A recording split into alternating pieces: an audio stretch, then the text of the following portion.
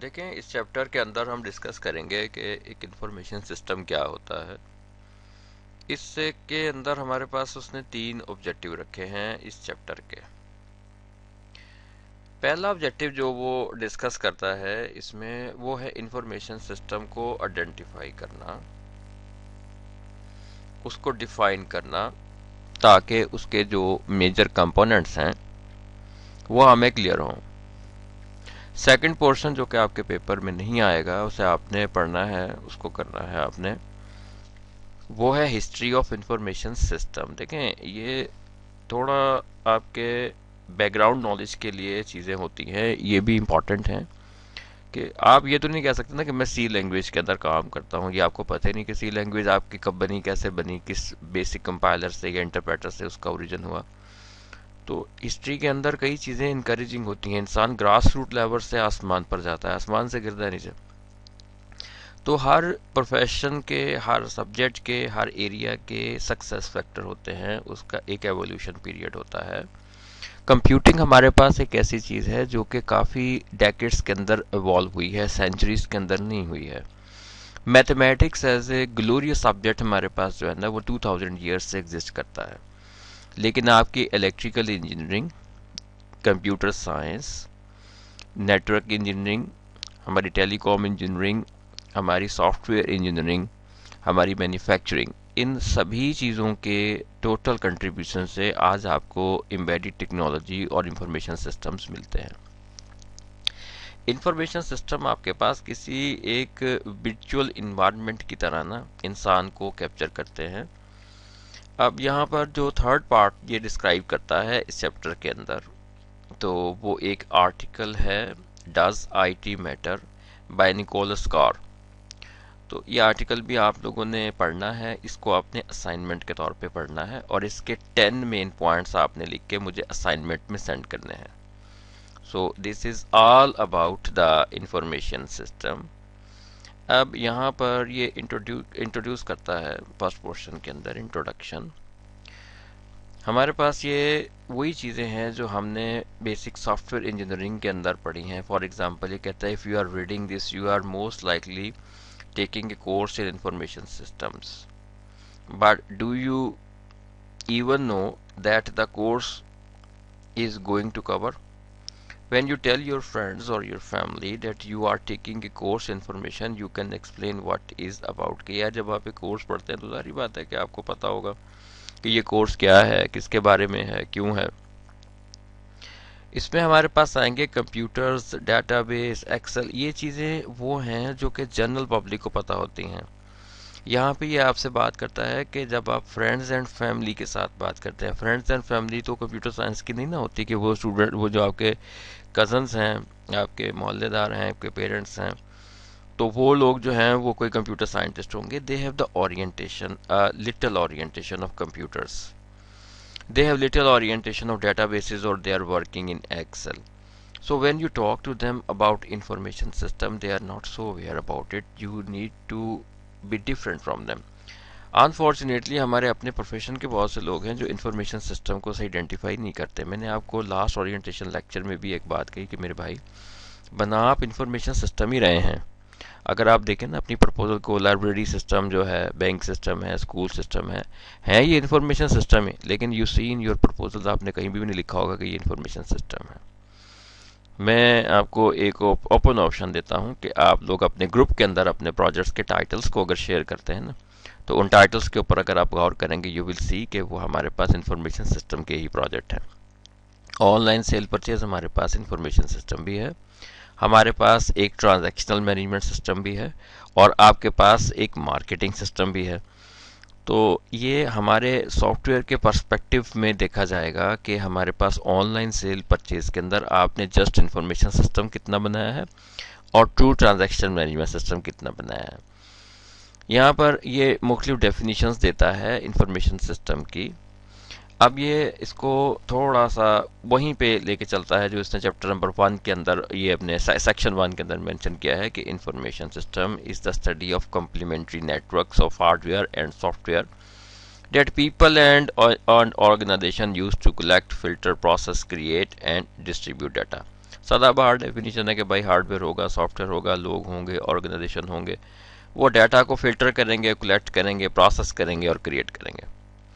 अब नेक्स्ट ये कहता है it is combination of hardware, software, telecommunication network, people, build and used to collect and create distributed useful data typically in organizational stages। Same definition है, थोड़ा लैबोरेटिव कर दिया इसने इसको कि ये अमलगम है जी, ये हर चीज़ का।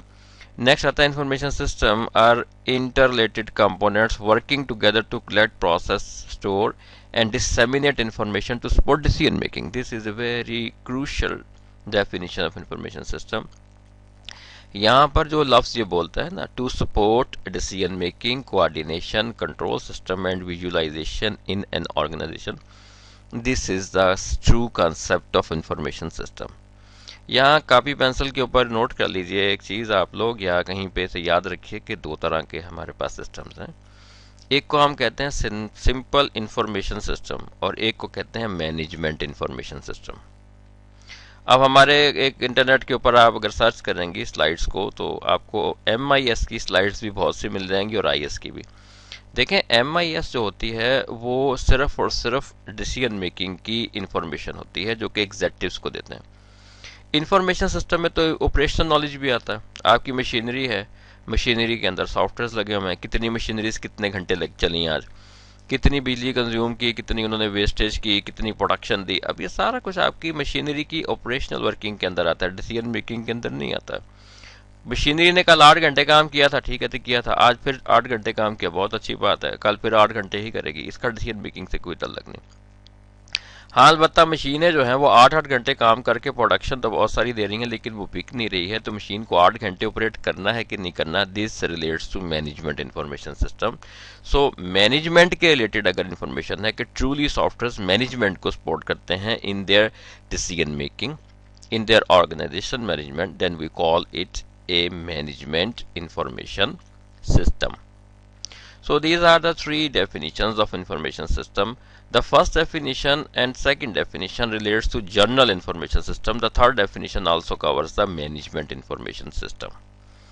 So next we go for the further section. यहाँ पे as you can see you can read it. Components of software, components of information system. देखिए सबसे पहले जो चीज़ आती है that is the technological component. किसी भी सिस्टम के लिए जो कि डिजिटल मॉनिटरिंग करता है, डिजिटल प्रोसेसिंग करता है, डिजिटल डिलीवरी के ऊपर बेस करता है, तो उसके अंदर टेक्नोलॉजिकल एस्पेक्ट्स जो है ना वो सबसे पहले आते हैं। हम लोग डेवलपिंग कंट्रीज़ के अंदर जो बैठे हुए हैं, हम लोग टेक्नोलॉजी के लिए रिलाई करते हैं। फॉरेन कंट्रीज़ के अंदर हमारे कोई मोबाइल फ़ोन्स नहीं बनते, हमारे हार्ड ड्राइव्स नहीं बनती, सर्वर्स नहीं बनते। हम भी किसी भी इंटरनेशनल कंपनी को कभी पिछले कई सालों से अट्रैक्ट नहीं कर सके कि आप अपनी सोफिस्टिकेटेड टेक्नोलॉजी लेकर ना हमारे मुल्कों में आएँ।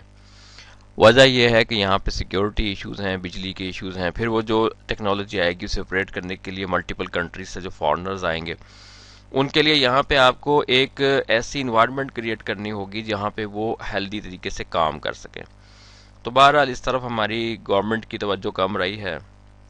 तो technology is the basic road map कि अगर आपने देखे ना 4 सर्वर रखे हुए हैं, तो आप कहते हैं मैं 4 सर्वर रखूं, इतने कॉस्ट पे करूं, उसके ऊपर मैं सर्वर मैनेजर्स भी रखूं, तो मैं क्यों ना ऐसा करूं कि मैं ऑनलाइन क्लाउड को परचेज कर लूं। अब आपके पास जो सर्विसेज आपको चाहिए वो क्लाउड से अगर आपको उससे कम कीमत पे मिल सकती हैं तो आप आउटसोर्सिंग टेक्नोलॉजी की तरफ मूव कर जाएंगे, ना कि आप अपने लिए खुद से एक फैसिलिटी को बनाएं। So technology is the basic thing. Technology के अंदर हमारे पास जो चीज़ आती है इसमें थोड़ा सा इसको और एलेबोरेट किया है कि टेक्नोलॉजी में हमारे पास एक आएगा हार्डवेयर और दूसरा आएगा सॉफ्टवेयर। ठीक है, what is hardware, what is software, ये मुझसे बेहतर आप जानते हैं। ये हार्डवेयर आपके पास होते हैं कंपोनेंट्स। अब यहाँ पे भी इसी चीज़ को लिखता है, फ्लैश ड्राइव्स है, कीबोर्ड्स हैं, ये तो बीटिंग अबाउट द बुश है कि मैं आपको ये चीज़ रिपीट करूँ कि हार्डवेयर क्या है, you know hardware very well. Then the second thing is the software. अब सॉफ्टवेयर इंजीनियरिंग के स्टूडेंट्स इस तरह जानते हैं कि हमारे पास एक पैराडाइम बनती है कि हार्डवेयर के ऊपर ऑपरेटिंग सिस्टम होता है, ऑपरेटिंग सिस्टम के ऊपर हमारे पास एप्लीकेशंस होती हैं, उसके ऊपर होते हैं यूज़र्स। आप अपने जो प्रोजेक्ट्स क्रिएट कर रहे हैं जो भी आप बना रहे हैं उसमें बना किसके लिए रहे हैं आप, यूजर्स के लिए, और बना क्या रहे हैं, मल्टीपल एप्लीकेशंस। और वो एप्लीकेशन चलेंगी मल्टीपल सॉफ्टवेयर अपने ऑपरेटिंग सिस्टम के ऊपर, और हर एक के नीचे होगा हार्डवेयर। अब यहाँ पर हमारे पास जो ब्रिजिंग है ना वो मिसिंग है। यहाँ पे यूजर और एप्लीकेशन के दरमियान जो चीज़ आती है वो होती है क्लाउड। मैंने परचेज करना है अमेजोन से, अब मुझे क्या पता कि अमेजोन ने कौन कौन से सॉफ्टवेयर कंपोनेंट्स यूज़ किए हैं, वो कौन से हार्डवेयर पर डिपेंड करते हैं, उसके पीछे जो सॉफ्टवेयर एप्लीकेशन है वो कौन कौन से लैंग्वेजेस के अंदर बनी है। तो बहरहाल this is a very very simple definition of software. That's basically software is the thing which make the technology productive. आपने हर यूज़र को उसके रिक्वायरमेंट के मुताबिक टेक्नोलॉजिकल प्रोसेसिंग प्रोवाइड करनी है। तो this is the use of software. There are various categories of software, online software, packaged software, ठीक है। आपके पास आते हैं जो ये लेगेसी सॉफ्टवेयर आते हैं, आपके पास रीयूजेबल कंपोनेंट्स आते हैं, so on and so fourth, जैसे कि हमारे पास सैप बिजनेस ऑब्जेक्ट्स हैं। सो user, application, operating system and hardware. Next element हमारे पास आता है डाटा। देखिए data is in three forms, the raw data, the data and the knowledge. Data database से अगर आप उठाते हैं तो उसको आपने अगर किसी वेंडर से आपने चीज़ें परचेज की हैं, कितने वेंडर से परचेज की हैं, कितने की परचेज की हैं, किस वेंडर की क्वालिटी अच्छी थी, किसकी डिलीवरी टाइम अच्छा था, किसका रिस्पांस टाइम अच्छा था, किसकी आफ्टरवर्ड सर्विसेज अच्छी थी। अब ये चीज़ें जितनी कहते हैं जितना गुड़ डालेंगे उतना मीठा होगा। अब आप पे डिपेंड करता है कि आपने कितनी इन्फॉर्मेशन डाटा के अंदर डाली है। Data is the life blood of organization, ठीक है। So hardware, software and data. Network and communication, a force technology piece. देखें अब कोई बंदा भी अपने बाउंड्री के अंदर पड़े हुए चांद कंप्यूटर्स के ऊपर डिपेंड नहीं करता है, वो अपनी टेक्नोलॉजी को ग्लोबल टेक्नोलॉजी से लिंक करके चलता है। फॉर एग्जाम्पल के अगर आपने लोगों से रिव्यू लेने हैं तो आप अपनी मशीन को क्यों हर वक्त ओपन रखेंगे, why you will do that, कि हर वक्त आप अपनी ही स्क्रीन को ओपन करके बैठेंगे लोग क्या कमेंट कर रहे हैं। आपकी थर्ड पार्टी से रिक्वेस्ट करें कि वो आपके यूजर्स रिव्यू को ले, उसको प्रोसेस करे, आपको दे दे।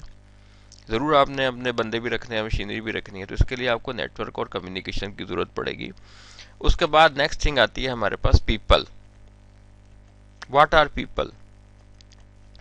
People are all about general public, users, your management staff, your designers, developer, everything is people. अब ये प्रोसेस क्या चीज़ है कि process is series of step जो कि इन तमाम चीज़ों को आपस में जोड़ता है। इन तमाम चीज़ों को आपस में अगर आपने चलाना है एज वन यूनिट तो आपको किसकी ज़रूरत पड़ेगी? You need.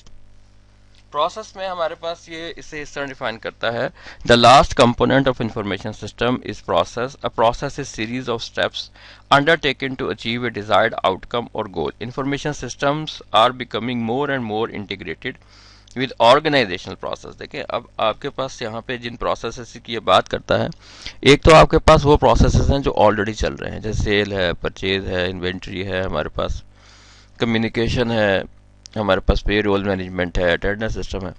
अब ये सारे के सारे प्रोसेसेस एक अलग अलग शक्ल में न चल रहे हैं। आप इन सबको कंबाइन कर देते हैं डिजिटल प्रोसेस के साथ।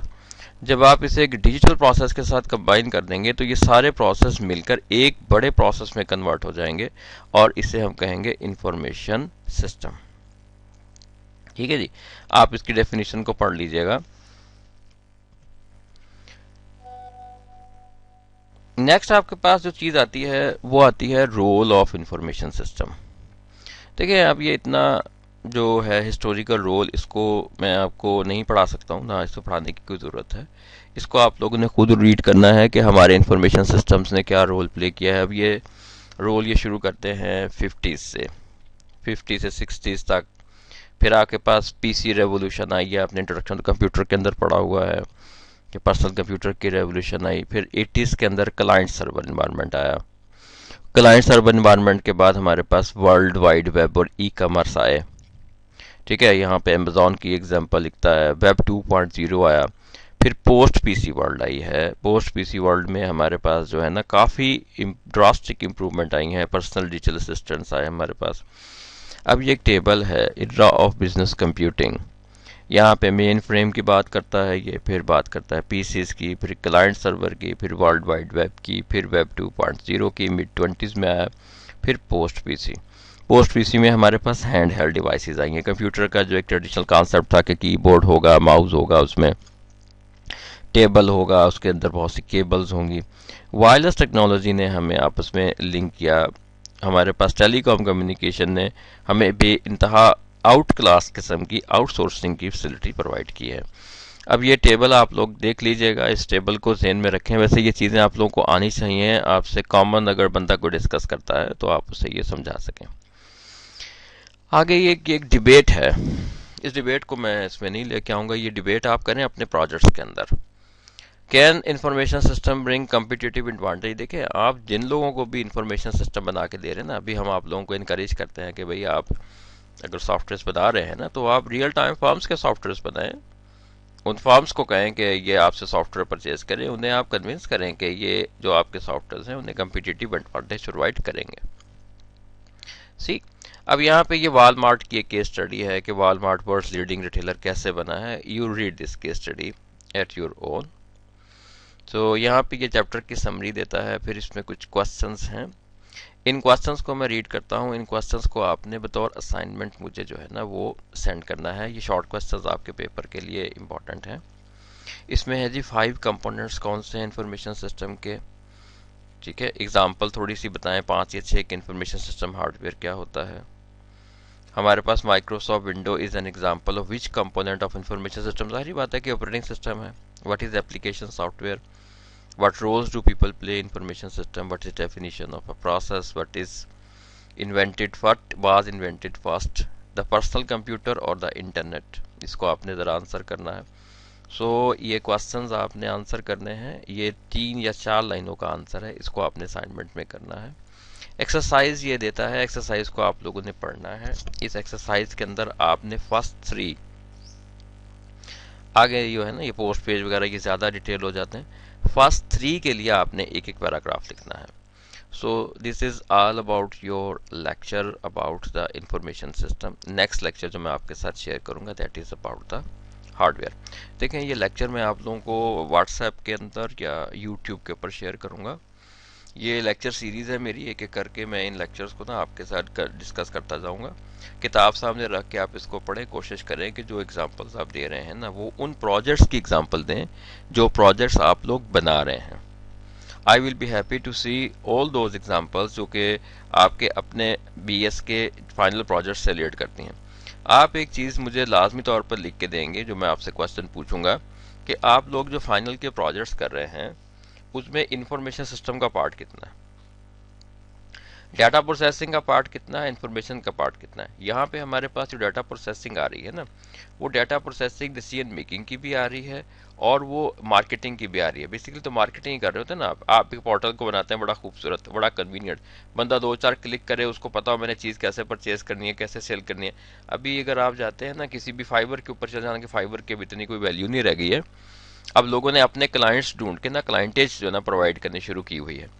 आप करते क्या है, उसके ऊपर जाते हैं, आप वहाँ पे बिडिंग करते हैं, आपको वर्ड प्रेस के अंदर बनाने के लिए एक वेबसाइट मिलती है।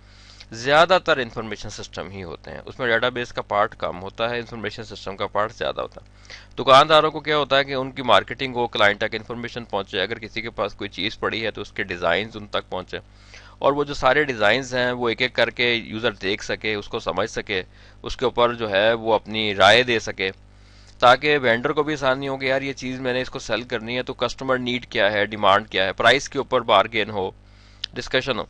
अब ये सारी चीज़ें जब आप करेंगे तो आपको एक इंटेलिजेंट डेटाबेस चाहिए इसके पीछे, और वो इंटेलिजेंट डेटाबेस जो है वो आपका काम करके देगी, डाटा प्रोसेसिंग देगी आपको काम करके डेटाबेस की। तो ये इसके लिए आप डाटा प्रोसेसिंग के लिए क्या बनाएंगे, सॉफ्टवेयर की रूटीन्स बनाएंगे।